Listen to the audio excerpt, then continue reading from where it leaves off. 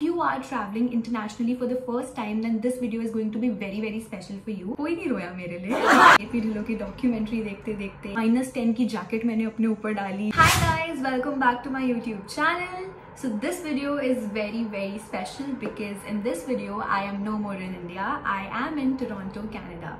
So मैंने अपनी last video में बताया था that I am going to be experiencing a major change in my life and here is the life update. I am in Canada. तो इस video में मैं आपको अपनी सारी जर्नी के बारे में बताने वाली हूँ, फ्लाइट वाली journey. I had a connecting flight. मैंने जो मिस्टेक्स की, जो मुझे नहीं करनी चाहिए थी, जो मेरी जर्नी रही, कैसे कैसे किस काउंटर पे जाना होता है, इमिग्रेशन में क्या क्या क्वेश्चंस पूछते हैं, क्या डॉक्यूमेंट्स का रहता है। So I'm going to tell everything here in this video. If you are traveling internationally for the first time, then this video is going to be very very special for you. So without any further ado, let's get started. Okay, so first things first, reach as early as possible. I live in Karnal and मैं करनाल से दिल्ली गई थी and it's just 2 hours का रास्ता. So I thought मैं 6 बजे निकल रही हूँ, max to max 9 बजे तक पहुंच जाऊंगी या max to max 10 बजे तक. But I reached around 11:45. Delhi में बहुत ही अनप्रिडिक्टेबल सा ट्रैफिक हो गया एयरपोर्ट वाली साइड एंड मैं एयरपोर्ट वाली साइड ही 2 hours ट्रैफिक में स्टक थी. So इस वजह से बहुत प्रॉब्लम हुई. I reached at the airport around 11:45, which was very very late. मेरी फ्लाइट 2:40 की थी. आप सेफ टाइम लेके चलो and reach as early as possible. Then मैं अपने फ्रेंड्स से मिली. बहुत खुश थी मैं उस टाइम पे, सबसे मिली, कोई नहीं रोया मेरे लिए. It was very good and मेरी मम्मा का रिएक्शन बेस्ट था, जा निकल. So as soon as you enter the airport, आपको सबसे पहला रियलिटी चेक मिलता है. Oh, I'm all alone. जैसे आप एंटर करते हो अपनी टिकट पे देखो आपकी कौन सी टिकट है. लाइक मेरी एयर कनाडा की थी एंड पहले एयर इंडिया थी, फिर एयर कनाडा थी. मेरी कनेक्टिंग फ्लाइट थी. सो मैंने एयर इंडिया के काउंटर पे जाके पहले देखा एयर इंडिया का काउंटर कहाँ पर है एंड देन वहां जाके कंफर्म किया कि इस फ्लाइट के लिए यहीं पे लगेज देना है या नहीं देना. So my second advice would be don't hesitate to take help. This is my second advice. Third advice would be कि आप अपना लगेज लेके जैसे ही जा रहे हो लगेज सबमिट करने के लिए किसी की बातों को मत सुनो. सो मेरा जो लगेज अलाउड था वो था 23 + 23 एंड 7 kgs कैबिन बैगेज. मुझे सबने बोला था अरे एक कैबिन वाला तो वो वे भी नहीं करते. तो मैंने उसमें बहुत सारा सामान ठूस लिया कि चलो ये तो वो वे करने ही नहीं वाले एनी विच वेज. और मेरा जो चेक इन था उसका अराउंड 23 पॉइंट समथिंग बन रहा था. मुझे लगा चलो देखी जाएगी. सो चेक इन उन्होंने जब वे किया दे वर ओके विद दैट, लेकिन उन्होंने बोला अपना हैंड बैग वे करवाओ पहले. और मैं ऐसे हो गई कि यार शिट, मेरा तो हैंड बैग में बहुत ज्यादा सामान है. मेरे पास 3 हैंड बैग्स थे. मैंने गलती नहीं की. एक मेरे पास ट्रॉली बैग था छोटा सा, देन मेरे पास एक पिट्ठू बैग था and then I had 1 hand bag. तो उन्होंने बोला कि ये तो 19 kgs बन रहा है, आपका max to max 12 kgs allowed है. 8 kgs हो गया आपका हैंड बैग और एक अगर आप लैपटॉप बैग लेके जा रहे हो.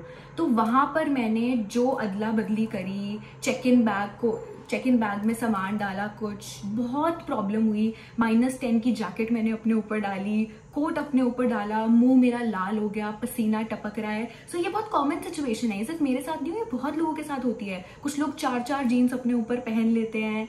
सो बहुत प्रॉब्लम हुई. वेट जो आपको अलाउ किया हुआ है उतना ही रखो, चाहे वो कैबिन बैग हो चाहे वो चेक इन बैग हो. So this was my third advice.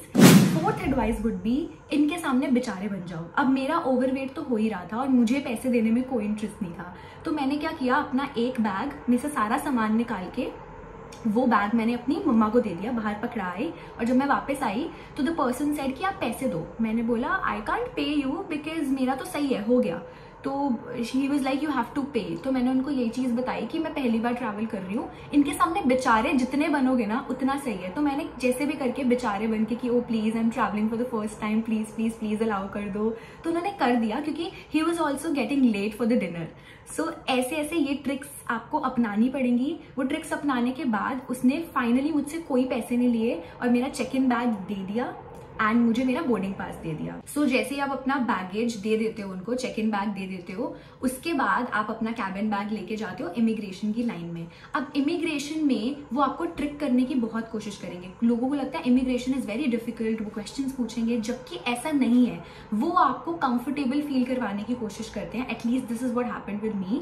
उन्होंने मेरे कोर्स के बारे में पूछा, मेरे कॉलेज के बारे में पूछा कि कितने टाइम का कोर्स है. फिर उन्होंने पूछा क्या प्लान है. तो मैंने उनको यही चीज बताई that I am already working and मैं ये पढ़ाई करके वापस आके फिर से अपनी कंपनी में जॉब करूंगी, ये मेरा प्लान है. तो ही वाज लाइक वैसे जो जाता है वो वापस नहीं आता. मेरा बेटा गया था, वहां PR लेके बैठा है. तो वो ना आपको बहुत ईज कराने की कोशिश करते हैं ताकि आप भी अपना मुंह खोल दो कि हाँ यार अगर मेरा भी बना तो मैं भी शायद PR ले लूँ, यू अंडरस्टैंड। वो आपको ईज कराने की कोशिश करते हैं। सो मैं उनके इस ट्रैप में नहीं फंसी। मैंने बोला नहीं, मैं तो वापस ही आऊंगी पढ़ के, मेरे यहीं पे फ्रेंड्स हैं, यहीं पे मेरी जॉब है, मैं अपनी जॉब वापस से करूंगी। So my next advice would be कि आप उनके ट्रैप में मत फंसो। वो आपको बहुत कंफर्टेबल फील करवाने की कोशिश करेंगे, बट आप फर्म रहो कि you are gonna study and come back. After immigration आप सिक्योरिटी की लाइन में लगते हो, एंड मेरे टाइम में सिक्योरिटी की लाइन बहुत लंबी थी। सो मैं जब सिक्योरिटी की लाइन में लगी, मैं तो सबको कॉल करके बता रही हूँ, hi guys I miss you, हाँ जी मम्मा इमिग्रेशन हो गई, सब हो गया, ये हो गया, वो हो गया। वो मेरी सबसे बड़ी मिस्टेक थी। इतनी बड़ी लाइन लगी हुई है, मैंने टाइम देखा ही नहीं और मैं लोगों से फ़ोन पे बात कर रही हूँ एक्साइटेड होके। सो जब मैंने आसपास के लोगों से बात करी, उनकी बोर्डिंग का टाइम था 5 बजे और मेरी बोर्डिंग का टाइम था 2:20 एंड ऑलरेडी 1:30-1:35 हो चुके थे।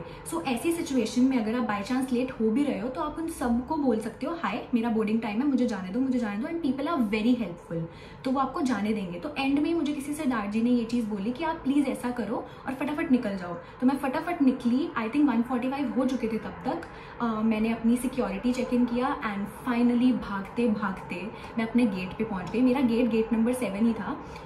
गेट आपको आपके मैसेज पे आ जाएगा कि आपका चेक इन हमें मिल चुका है, बैगेज मिल चुका है एंड आपको इस गेट नंबर पे पहुंचना है। भागते भागते मैं पहुंची। कहाँ मेरे प्लान्स थे कि मैं खाना खाऊंगी, मैं लाउंज में जाऊंगी because I had the access and all, but कुछ नहीं हो पाया क्योंकि बहुत लेट हो गई थी। सो फाइनली मैं फ्लाइट में गई। 8 घंटे की मेरी फ्लाइट थी। फ्लाइट वॉज कंफर्टेबल, बिल्कुल लास्ट में जाके मेरी सीट थी, सब कंफर्टेबल था, कुछ प्रॉब्लम नहीं हुई। देन हम लंदन पहुंचे। लंदन से मेरी कनेक्टिंग फ्लाइट थी to Toronto and Air Canada की थी। तो वहाँ पे मुझे बड़ी कंफ्यूजन हो रही थी कि यार यहाँ पे जाके मैं अपना पहले लगेज लूँ, फिर लगेज सबमिट करूँ, ये तो बहुत लंबा प्रोसेस है यार, और 1 घंटे का टाइम इज लिटरली पीनट्स। तो जैसे ही फ्लाइट से हम उतर रहे थे, अनाउंसमेंट होनी शुरू हो गई थी मेरी एयर कनाडा की फ्लाइट की कि जो लोग भी हैं वो फटाफट आ जाओ। तो लकीली अगर आपकी कनेक्टिंग फ्लाइट है तो you need not worry about your luggage, क्योंकि वो लगेज डायरेक्टली आपको टोरंटो में ही मिलेगा। तो फटाफट मैंने लंदन हीथ्रो एयरपोर्ट से अपनी सिक्योरिटी फिर से चेक इन किया। सिक्योरिटी चेक इन करने के बाद मैं अपने फ्लाइट में बैठ गई एंड जाते हुए मैंने अपनी बिजनेस क्लास करवाई थी क्योंकि मेरे को अपने आप को स्पेशल फील करवाना था, क्योंकि मैं एक नई जर्नी स्टार्ट करने जा रही थी। एंड बढ़िया अपना बिजनेस क्लास में सोते सोते, मूवीज़ देखते देखते, फिर लोगों की डॉक्यूमेंट्री देखते देखते, खाते पीते मैं आई। बार बार वो खाना दे रहे थे एंड मैं सो जाती थी, फिर मैं देखती थी फ्रूट्स रख के गए हुए हैं, फिर मैं सो जाती थी, फिर मैं देखती थी ड्राई फ्रूट्स रख के गए हुए हैं। सो ऑल इन ऑल बहुत अच्छी जर्नी रही। कोई जेट लैग नहीं हुआ मुझे, कोई नींद नहीं आई, क्योंकि मैं आते हुए बिजनेस क्लास में सोते हुए आई हूँ। But as soon as I landed Toronto में एक अजीब सा रोना निकला कि ओह शिट। बट उस टाइम पे आपको रियलिटी हिट तो होती है, पर आपको अपने आप को पॉजिटिव रखना है कि okay I am here for a reason and I will nail it. जैसे आप लैंड होते हो, आपको इमिग्रेशन के लिए बुला लेते हैं, फिर से स्टडी परमिट के लिए बुला लेते हैं, आपको लाइंस में बिठाते हैं, एक एक करके आपका नाम आता है, फिर आपको काउंटर्स पे अपनी वो पूछते हैं कि आपका क्या कोर्स है, क्या है, वो आपको study permit plus work permit साथ में ही दे देते हैं। So this is my last advice for the people who are coming. मैंने किसी को कहते हुए सुन लिया था कि सिन नंबर नीचे अवेलेबल है। सो बहुत फनी बात है, मैं नीचे गई, मैंने किसी से पूछा hi from where can I get the SIN number, and that lady said do you want me to hold your hand and take you there? And I was like, Harnoor, welcome to Canada. फिर मैं नीचे गई, मैंने इधर उधर देखा and finally सामने सिन number मिल रहा था। कोई लाइन नहीं थी, कुछ भी नहीं था, आपको बस जाके अपने कुछ वो रिक्वायर्ड 2-3 डॉक्यूमेंट्स बोल रहे थे देने को, स्टडी परमिट दिखाना था and then you get your SIN number. फिर बाद में आके मुझे पता चला कि सिन नंबर के लिए इतनी बड़ी बड़ी लाइन्स लगी होती है। अगर आप भी वीकडे पे लैंड कर रहे हो बिफोर 3 PM आपको एयरपोर्ट से ही सिन नंबर मिल जाएगा। सो get it. Alright, so this was all about my advices, my BTs and my experience while landing here. I hope you guys enjoyed this video. Subscribe to my channel if you haven't already, क्योंकि अभी मैं बहुत सारी videos डालने वाली हूँ अपनी experiences की. So stay with me, stay connected. I'll see you in the next video. Bye bye.